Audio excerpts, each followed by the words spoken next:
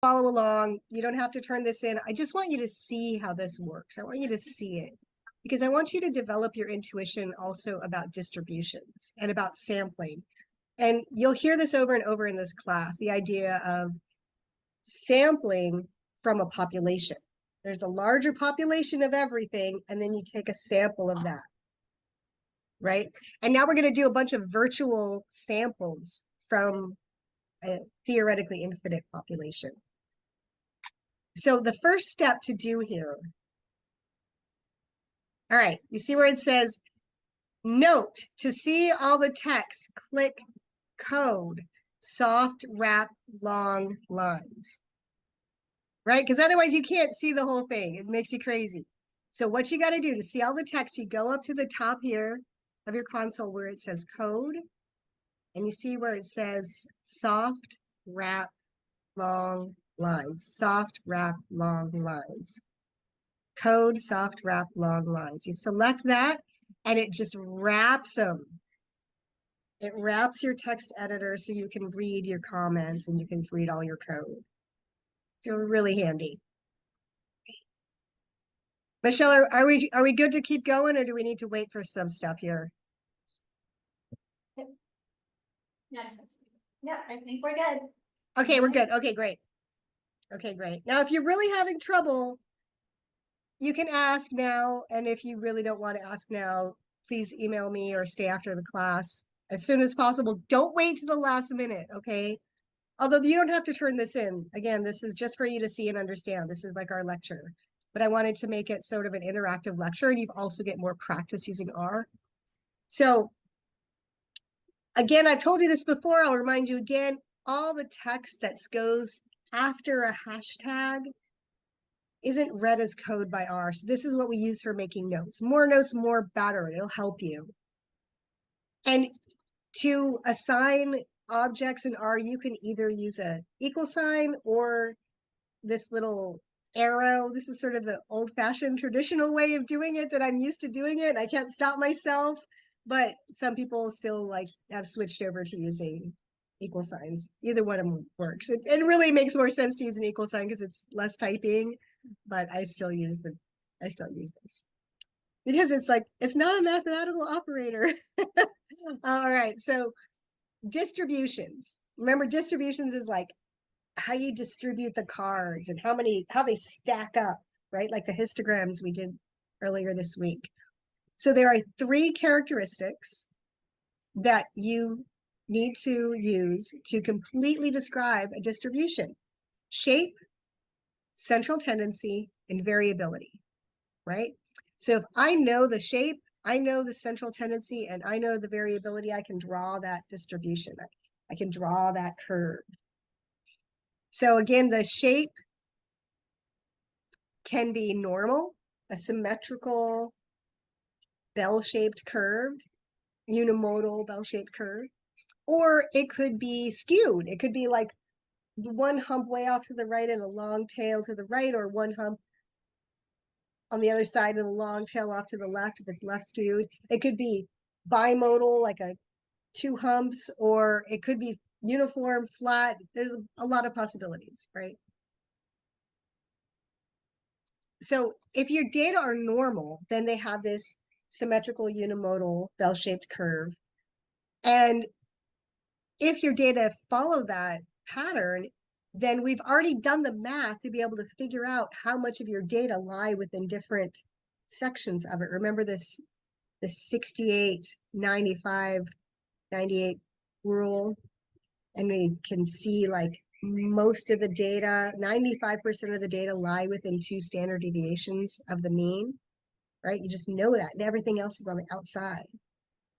5% of it's on the outside, 2.5 on one end and 2.5 on the other end in those little tails. That means it's pretty uncommon that a data point would land on the edge. So let's look at some examples of perfectly normal data. So this little bit of code right here at the top is just going to create a random sample of data. What this says is it's Q norm, and it's going to have a sequence of data. And so if you just run this code, either command enter or control enter, then it creates what's this here dat norm. But you don't really even have to look at it. Just know that it's a series of 99 numbers just randomly selected from a normal distribution.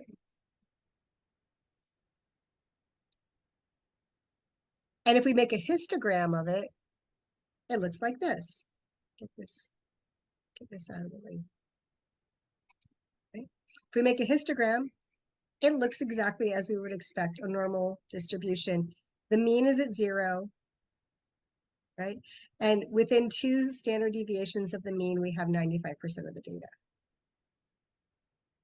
And if you calculated a 5-number summary of the data by saying summary dat norm, right? Run this line. You go down here to the console and you can see our minimum here is negative 2.32. Our first quartile is negative 0.65, right? So 25% of the data are less than 0.65, negative 0.65.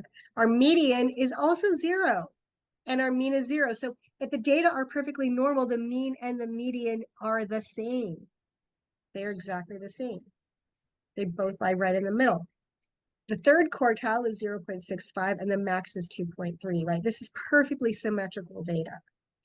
It's rare to find this in nature. Just so you see what it's supposed to look like. This is the sort of ideal form that we're comparing our actual data to. It's very Platonic. You know, like Plato had this idea of like the perfect something out there in the world and everything that's, you know, the perfect thing that's like in our imagination, really. And then, you know, created by God. And then everything in the world is an imperfect copy of it. Well, that's sort of like this normal distribution is like this perfect form. And then all real data are an imperfect approximation of it. So if we create this ab line here and run this line of code, we're going to draw a blue vertical line right at the mean of the data. You see that shows up here right at the mean of the data. And then if we run this next code, ab line, a vertical line at the median, we have a red line right here at the median. And they overlap each other because again, the median and the median are both 0. They are in the same place. And then if we draw a line, green lines at the quantiles, there's our quantiles. If we were to put a box plot here, we would have the middle of the box plot here and the edges of the box plots of the box here, right? That would be our box there. So in this next line of code, I want to show you what it looks like if we put the distribution side by side. So this little sample of code, par, mfro, C1, 2, it sets the graphics window to 1 row, 2 columns. So if we run that, the next thing we do is going to show up with the 2 graphs side by side. Right? And so we're going to make a y normal 100. We're going to make a random sequence of 100 numbers that are pulled from a normal distribution. So 100 randomly selected numbers from a normal distribution, y normal, and then we're going to make a histogram of it and the box plot of it right next to it. And then we're going to run the summary. And you can see that this particular histogram is not exactly as perfect. This is our approximate histogram. We've got 100 random samples from that normal population. That population was perfectly normal, but when we took 100 samples from it, they didn't exactly perfectly represent that normal distribution, right? In fact, we've even got an outlier, something that shows up as an outlier within that context of this sample data. Now, if we run this again, this is the idea of random sampling. I'm going to run it again. So I'm going to go to this y normal 100, run it again. I just created another data set. I overwrote the old one and I created another one called y normal 100, like y normal. And now I'm going to make another histogram and another box plot and another summary. And you can see, again, there's variation. Even though these were all drawn from, they were both drawn from a normal population, these samples, each sample comes out actually a little different just by chance, right? Just by random chance. And if I do it again, I can actually select all of these and just hit Control Enter, and it shows up different again, and again, and again, and again. And each time I run it, it's a little bit different. This time it almost looks bimodal. What's up with that? Now it looks left skewed. Each time it comes out looking a little different. Now I've got two big outliers, right? And this is what happens when we sample real data in the world. Even though the population might be normal, our sample is going to be somewhat skewed just by chance. So like if you go out and you did a perfect sampling, random sampling of Apapani in the world, and you measured all their weights, it may not look like exactly normal. It may end up looking like a little bit wonky or weird, and you're like, wait, is that normal? Is that like, it might look like this. You're like, I don't know, my data aren't normal. No, your population's normal, your data are fine. It's just random chance, and you can still work with it. And most of the tests that we'll do are going to be robust to these minor deviations from normality. So just wanted you to see what that looks like. And now I want to show you what it looks like when you start changing the sample size. So again, this last batch of histograms and box plots, we were taking 100 samples. Now we're only going to take 50, right? Half as many. So again, I'm just going to run this whole thing all at once. I'm just going to select Y normal 50 all the way down through box plot 50. And so I'm going to create this random draw of 50 samples from the normal distribution, and then make a histogram and a box plot so we can visualize it like that, right? Doesn't look that different. Oh, that time it looks a little bit different. If you got this, you might conclude that your data is actually kind of skewed. You're like, huh, maybe our sample, or maybe it just is skewed. I don't know. But if you did it again, it looks almost skewed to the other side. So this is what happens when you take a random sample, and especially as your sample sizes get smaller, more and more wonky things start to happen. And your samples might be less representative of the data as you have smaller sample sizes. Like you could maybe go like, wow, that's not right. I mean, they're really not that bad. They're still obviously really pretty normal. They're still pretty normal. You don't see any major deviations. Like that median is still close to the center, and those whiskers are roughly symmetrical. Each time you do it, the median is close to the center, the whiskers are roughly symmetrical. This is a very symmetrical looking curve. If I ever got something like this for my data, I'd be jumping up and down in celebration. Right. You're more likely to get something like this where you think, yeah, it's probably all right. Now let's try taking only 30 samples. Now 30 is this sort of magic stats number that statisticians say you need at least 30. And that comes back to the central limit theorem that we'll talk about later. But let's say we only took 30 samples from our random population. We only measured 30 birds from the million birds in the world.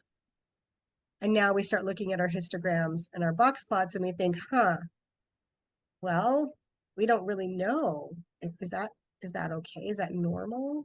Do these data follow our assumptions? It still looks pretty good. It's still roughly symmetrical. Our box plots are still roughly symmetrical. A couple of outliers, maybe slightly skewed. Oh, that one looks weird. Just by chance, right? Just by chance. These draws are all from the same normal population. Just by chance, the samples come out slightly different, right? Each time they come out slightly different. But if you took each mean of all of these different samples, and then you made a histogram of those means, they would come out normal after about 30 times that you did it, which I don't show here, but it's true. Now let's say you only measure 10 birds out of your total Apapani population. You only have 10 samples. That's all you could get. You didn't have time. You're busy. You don't have money, or it's far away. Now look at what your data start to look like. It's, again, from the same population, but a smaller sample size. And this is really trying to bring home the importance of getting a decent sample size.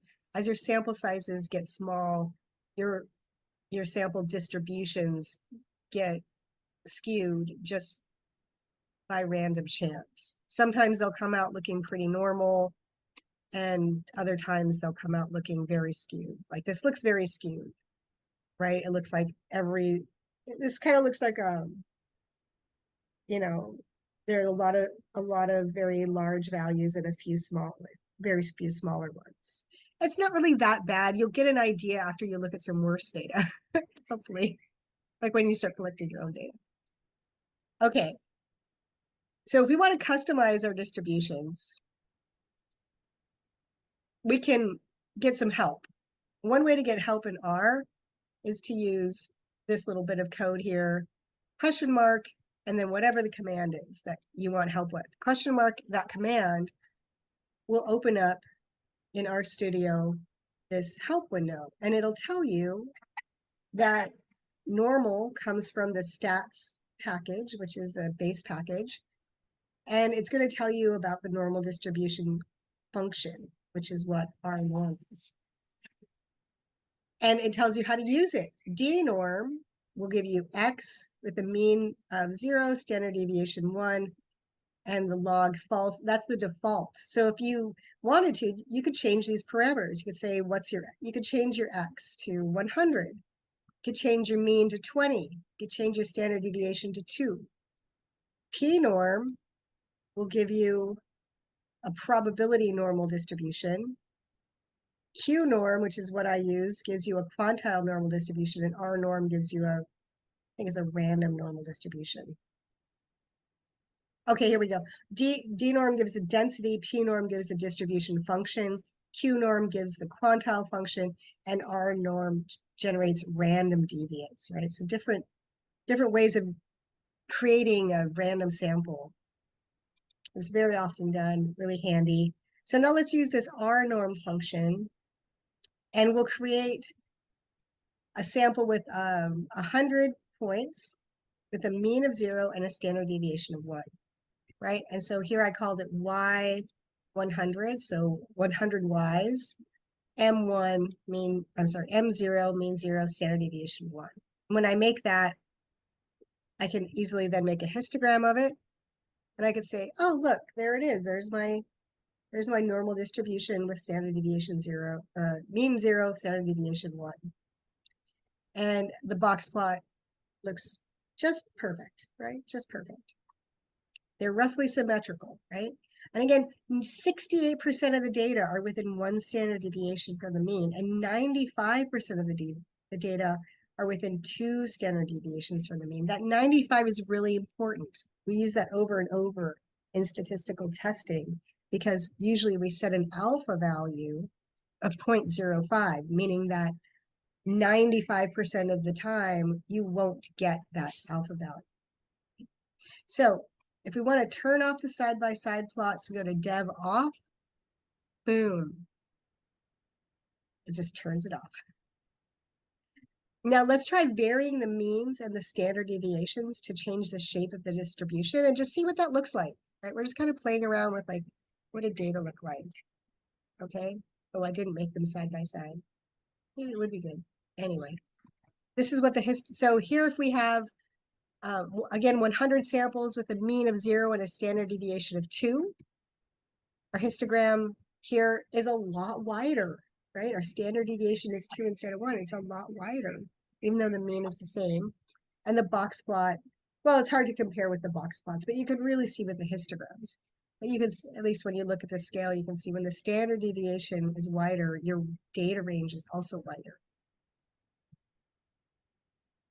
Now, if we want to make box plots of the data with standard deviation of 1 and standard deviation of 2 side by side for comparison, what we can do is we can take this, the Y100 M0 SD1, and we can combine it with Y100 M0 SD2. Those are the 2 different data sets we created with different standard deviations.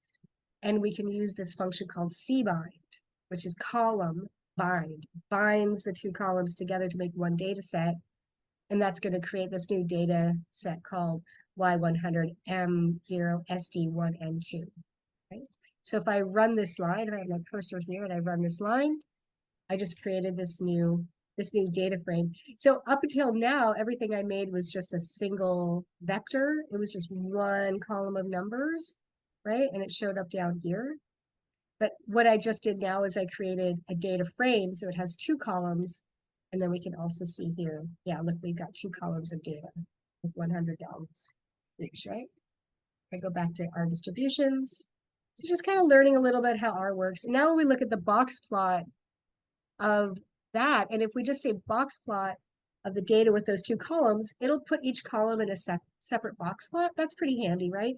So here is our data with standard deviation 1 and our data with standard deviation 2.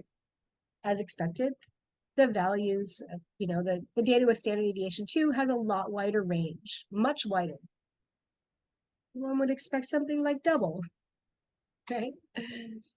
Okay, so what if we want to put the histograms on the same graph too? So let's try doing that. Okay. So we look at the histogram of the data with standard deviation 1. This is it. Here's a histogram of the standard deviation 2. But we want to look them next to each other so we can see how they're different from each other. So here I plot the histogram with the wider variation first, right, to make sure the axes are long enough. And then I plot the histogram with standard deviation 1. And now you can see them on the same plot. Like, oh, wow, those are really different, right? Those are very different distributions of data. If you were collecting two data sets, comparing two populations, and you saw this, you would right away say, hey, there's something quite different about these. And the difference in them is not the means, right? The means are the same. Often that's what we're concerned about. We want to compare means. Most of the time we're comparing means, but in this case you would say, well, the means are the same, but look at how much more they vary. Look at how much more they vary. And that might be interesting. Let's say you're a person who just created a chocolate chip cookie factory, and you want to make sure that all your chocolate chip cookies are exactly the same size, because people like to have the same size cookie every time they buy one. It's the same size cookie. And you can say, well, our first batch of 100 cookies had this amount of variation. Well, that's pretty nice. But our second batch of 100 cookies had all this variation. Well, something must have gone wrong with the machinery, right? The means are the same, but there's a lot more variation. These cookies some are big, some are small, and that's not what we want. We better adjust our thingy that makes the cookie size. I like thinking about cookies. I get hungry this time of day. Okay, so now let's make a data set with standard deviation of 5 and plot that along with the other two. Okay, so let's make a data set with standard deviation 5. And we're going to put that in with the other two. So now we're going to C-bind, column bind our mean of 0 standard deviation 1, mean of 0 standard deviation 2, and our mean of 0 standard deviation 5. We're going to put them all in together. So we run this whole line, just put the cursor somewhere on it and run it.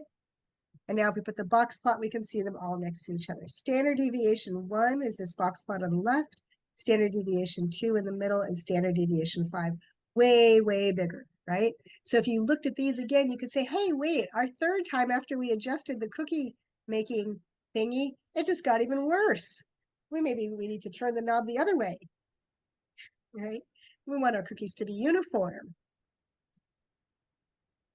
Or it could be something about, it could be let's see, a pharmaceutical example. You want all your pill sizes to be the same. Let's say you're manufacturing pills in a pharmacy, and you say, we want to make sure we have exactly the same number of milligrams of active ingredient.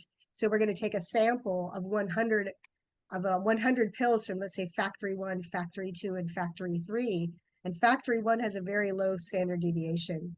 Most of the time, the amount of active ingredient in the pills is roughly the same. Okay, good. That might even be too much variation, but maybe you say it's aspirin, something super, not too toxic. That's all right. But factory 2, well, there's a lot more variation. In factory 3, hey, well, that's 5 times as much variation. Something's wrong with that factory. We need to call quality control here, because we're not gonna meet FDA requirements. So sometimes the variation is the variable of interest. Say that 5 times fast. All right. So now let's try changing the means of the data, our measures of central tendency. So now we're going to take 100 samples with a mean of 1 and standard deviation 1. And we're going to put a histogram of that. Okay, that looks pretty much like our other histograms, except notice that the center here is now 1 instead of at 0, right? Because before the mean was 1, now the mean is, or before the mean was 0, now the mean is 1, so the center is at 1 instead of at 0. Okay, and if we combine the data with a mean of 0, and with the data with the mean of 1, right? So they've got 1 off from each other, same standard deviation. We combine those into one data set, boom, and we put a box plot, we can see, oh, look, this is how they're offset. Again, remember this line in the middle, this dark line, this is the median. It's not the mean. But if your data are normal, the mean and the median are going to be about the same places, right in the center. So you could almost see like, hey, look, there's a difference in central tendency between these two populations. Now, if we tried looking at overlapping histograms of these, so again, you're going to say, take the data with the mean of 0, standard deviation 1, and we're going to make a histogram of it, and we're going to store it in an object called histmosd1. Right, let's run this line. And it makes that histogram. It also stores it in this histogram object. And then we're going to make a histogram with the mean of 1, standard deviation of 1, and we're going to store it in this histogram object here. And we can see, okay, that's what that looks like. It's looking at them like that, it's hard to really get an idea of how to compare them. So let's try putting them one on top of each other. Oh, okay, well, that's really different. Now it actually kind of cuts off this other histogram because it's so much more bunched up that we needed to have a higher frequency. I would need to change the y-axis. I think it worked last time though. Let's try it again. It'll come out different. Maybe? No? I thought it would. Oh no, I'd have to run the data again, then it would come out different. But you can see how the means are now somewhat offset, just slightly. But not too much. They're really overlapping. The difference in means is only 1. That's not very much, especially when the standard deviation is so small. So let's see what the distributions look like when the means are really different. Okay, so now we're going to make a sample with a mean of 5, right? So we change the mean to 5. Make that sample, and we're going to run that histogram, and we can say, okay, once again, our center is now at 5. That's our mean, the center of the histogram. And if we plot that histogram next to the histogram, okay, so this is the plot of the histogram of mean 1, and this is the histogram of mean 5, right? You can see the center is roughly at 1 here, and the center is roughly at 5 here. There's very little overlap between them. So if you put two histograms next to each other, it's one way of looking at differences in the central tendency, like means, as well as looking at differences in the variation, right? So we've looked at histograms that have a lot of difference in the standard deviation and histograms that have a lot of difference in the means. And when you look at them, you could just visualize, something's very different in these two populations or these two samples. Okay, now if we do this next one here, we're going to set the seeds for, what's that? Oh, with all the red text, it's showing that it's a warning, but luckily it doesn't stop it from running. Yeah, I think what happened is that this is kind of an old code, and now it's a different command. So, and I haven't updated it.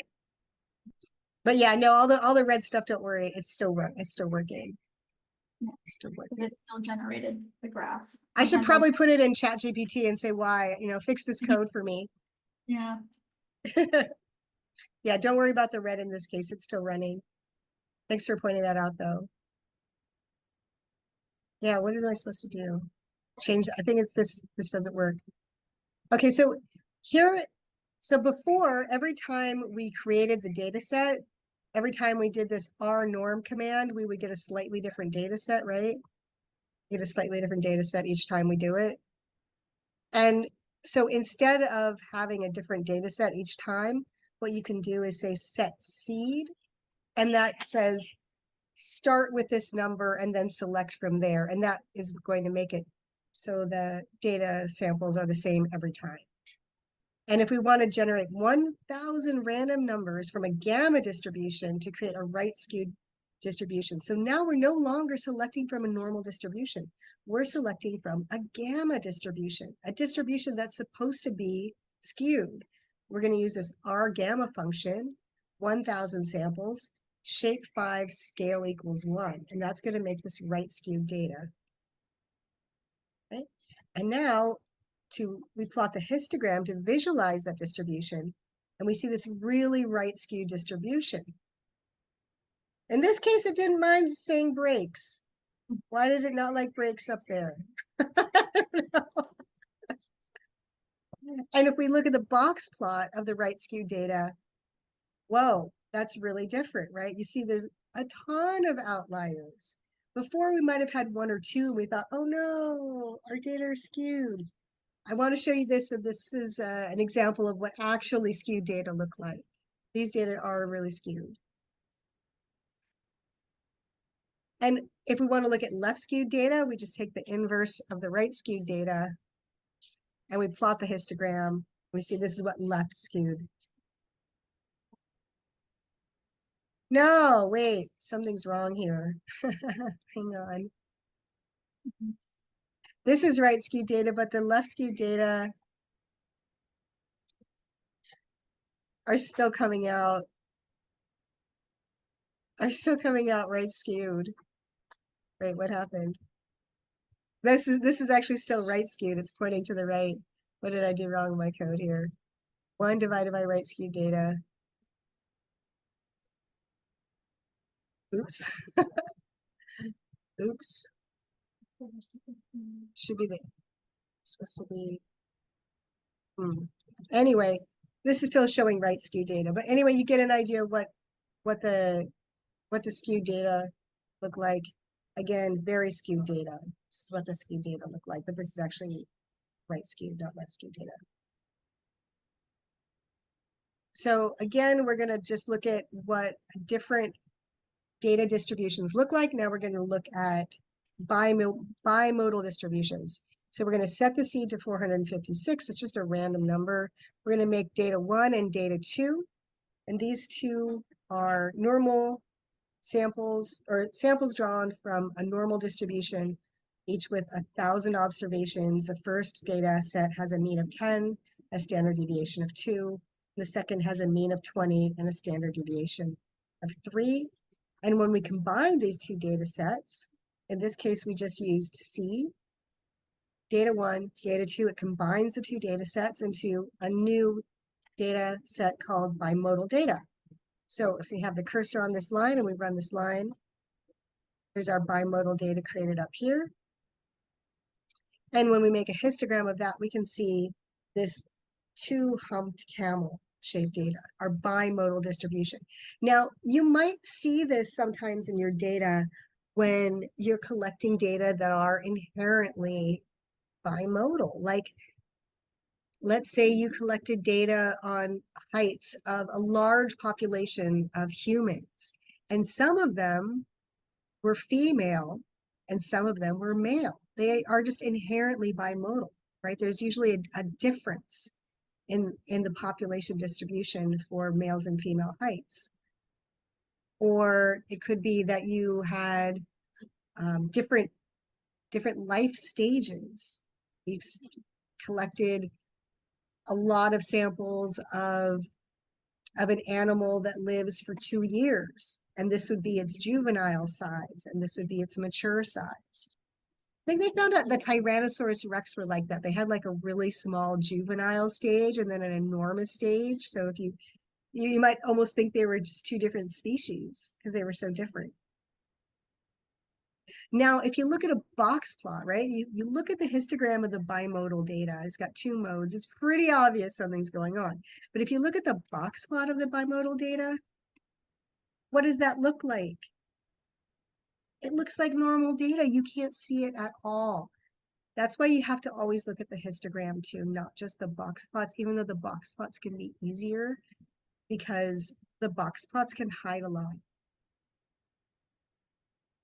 Okay, so what about binary data? Not just bimodal, but binary, like survival, yes, no, coin flips, heads, tails, right? So let's make a sample of data, binary data. So we're going to take a sample of combining zeros and ones, 100 of them replace equals true.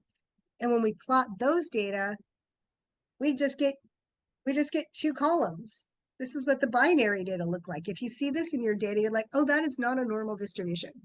We should not use the assumption of normality, right? We should not use parametric statistics for this. Okay. So those are all the different kinds of data distributions. So again, if you look at, when you look at this right skewed distribution, let me go back and make this point. Remember that when we talked about the normal distribution, how within one standard deviation of two standard deviations of the mean, we have 95% of the data. But within two standard deviations of the mean of right skewed, we no longer have 95% of the data. A bunch of the data actually occur outside of that. And it's not as easily predictable. You would need to do the math, a different calculus, to figure out where 95% of the data lie. And that can be done more easily now with modern computers, and people are using different techniques now for analyzing data. But if your data are strongly right skewed, this one actually even looks worse, right? Your data, 95% of your data no longer lie within one standard or two standard deviations of the mean, right? So making that assumption would be invalid and would lead to incorrect conclusions. And that's the importance. That's why be normal. That's why. Okay, I'm gonna stop sharing and see if there are any questions. So now do we understand why be normal?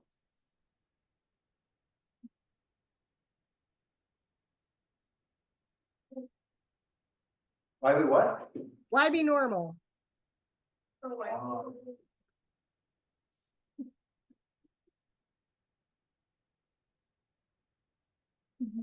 Because when you're normal, you know, when your data are normal, you know that 95% of the data lie within two standard deviations of the mean. And if your data are skewed, that's no longer true. You can't make that assumption. And so you can't predict anymore how much of the data are within two standard deviations. And the later statistical test that we'll do, they use that assumption to predict the probability of the data. So if your data are not normal, you can't predict it anymore. And you see how different sample sizes, different standard deviations, different means, how they affect the distributions of the data, yeah? Okay, cool. And you got to practice using R. Did that work for everybody? Yeah, we're just going through. You didn't have to upload data. So it was easier. Any questions?